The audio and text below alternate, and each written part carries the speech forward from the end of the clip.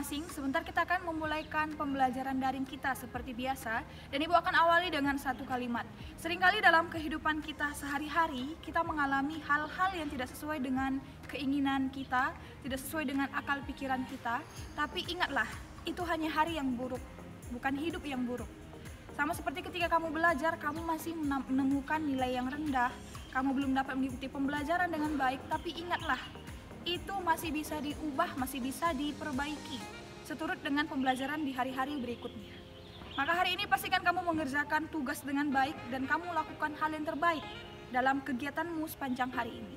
Dan tidak perlu berlama-lama lagi, mari langsung kita simak pembelajaran kita hari ini. Hasil kebudayaan zaman batu. Hari ini kita akan bahas khusus hasil kebudayaan zaman batu tua dan zaman batu tengah. Nah, yang pertama ada zaman batu tua atau sering dijuluki sebagai zaman megalitikum. Nah, nanti peninggalan dari zaman megalitikum ada kapak perimbas, kemudian ada pleks, pebble atau kapak genggam Sumatera dan juga alat tulang dari binatang. Dan kita bahas satu persatu. Yang pertama ada kapak genggam. Nah, ini dia gambar dari kapak genggam. Kemudian kapak genggam ini ditemukan di daerah Pacitan dan terbuat dari batu dan lempung. Bentuk fisiknya masih kasar. Nama lainnya adalah koper atau chopper, berguna untuk menyayat dan merobek daging buruan. Dan kapak genggam ini digunakan oleh manusia purba jenis Pithecanthropus yang ditemukan di daerah Pacitan. Nah, berikutnya ada kapak perimbas. Nah, ini dia dari gambar kapak perimbas. Bisa kita lihat perbedaannya. Tadi kapak genggam bentuknya sedikit runcing dan lonjong, kalau kapak perimbas lebih pendek. Nah, kapak perimbas adalah kapak yang sering digunakan oleh manusia purba, terutama untuk memenuhi kebutuhan hidupnya. Bentuknya kasar dan fungsinya hampir sama seperti fungsi dari kapak genggam tadi, yaitu memotong daging. Dan wilayah persebarannya tersebar di wilayah Mesir, Kenya, dan Afrika Selatan. Nah, berikutnya ada pleks atau alat serpih. Ini dia gambarnya.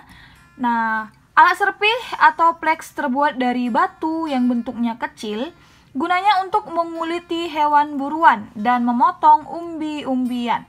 Banyak ditemukan di daerah Sangiran, Sragen, dan Jawa Tengah, termasuk kebudayaan Ngandong, dan umumnya digunakan oleh manusia purba jenis Homo solensis dan Wajakensis. Nah, kemudian masuk ke zaman batu tengah atau sering disebut sebagai zaman Mesolitikum. Nanti kebudayaannya ada kapak Sumatera, kapak pendek, kapak genggam, dan pipisan. Yang pertama kita bahas dari kebudayaan Mesolitikum atau kebudayaan batu tengah, ada Abrysosros. Nah, Abrysosros adalah gua yang digunakan sebagai tempat tinggal manusia purba yang menyerupai ceruk untuk berlindung dari panas dan hujan. Jadi manusia purba dulu tinggal di dalam gua untuk mencari aman dari alam sekitar. Nah, berikutnya ada Kejoken Modinger. Ini dia gambar dari Kejoken Modinger. Nah, Kejoken Modinger itu berasal dari bahasa Denmark. Kejoken yang artinya dapur dan moding yang artinya sampah. Jadi Kejoken Modinger adalah dapur sampah yang terdiri atas kulit kerang dan siput yang bertumpuk. Dari sejak zaman dulu nenek moyang kita sudah suka makan makanan laut, ya. Nah, berikutnya ada mata panah. Mata panah merupakan alat yang digunakan manusia purba untuk memburu hewan. Dan hingga saat ini, mata panah masih banyak digunakan oleh masyarakat tradisional di Indonesia, khususnya bagi warga yang tinggal jauh di daerah kota dan termasuk ke daerah pedalaman. Selanjutnya ada pipisan atau penggilingan. Pipisan atau penggilingan digunakan manusia purba untuk menggiling atau menghaluskan bahan makanan. Dan alat ini sampai saat ini pun masih digunakan oleh para ibu yang memasak di dapur. Biasanya digunakan untuk menghaluskan bumbu, mengulek bumbu. Dan nantinya di kehidupan saat ini, di zaman modern ini, peran dari penggilingan sudah digantikan oleh blender. Tapi masih banyak juga masyarakat yang menggunakan batu penggilingan. Nah, pipisan ditemukan di daerah Langsa Aceh dan Medan, daerah Sumatera Utara. Berikutnya ada lukisan dinding. Nah, lukisan dinding adalah salah satu hasil budaya dari Abris Sosros, yaitu gua tadi sebagai tempat tinggal manusia purba. Ditemukan di Leang-Leang Sulawesi Selatan dan di Gua Raha. Lukisan tersebut menjelaskan bagaimana manusia purba berburu hewan untuk bahan makanan.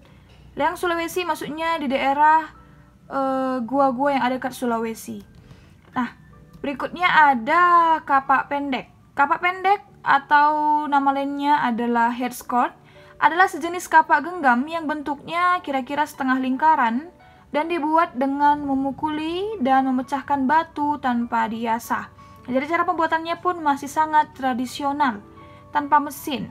Dan kapak pendek ini ditemukan di daerah Langsa, Aceh dan Medan, Sumatera Utara. Jadi tempat penemuan kapak pendek itu sama dengan tempat penemuan batu penggilingan. Nah, minggu depan kita akan lanjutkan materi kita mengenai peninggalan kebudayaan zaman batu muda atau Neolitikum, kemudian zaman batu besar atau Megalitikum, dan zaman logam. Nah, demikianlah pembelajaran kita pada hari ini. Semoga pembelajaran kita pada hari ini dapat bermanfaat bagi anak kami sekalian. Dan kalau ada anak kami yang ingin bertanya, silakan tinggalkan pertanyaannya di kolom komentar YouTube kita ataupun Google Classroom kita. Dan anak kami tetap semangat dalam menjalani dan melanjutkan aktivitasnya sepanjang hari ini. Tetap jaga jarak, jaga kesehatan, serta kebersihan, supaya di pertemuan minggu depan pun kita masih dapat bertemu dan mengikuti pembelajaran via daring. Dan akhir kata Ibu mengucapkan salam jas merah. Jangan sesekali melupakan sejarah. Tuhan Yesus memberkati kita semua.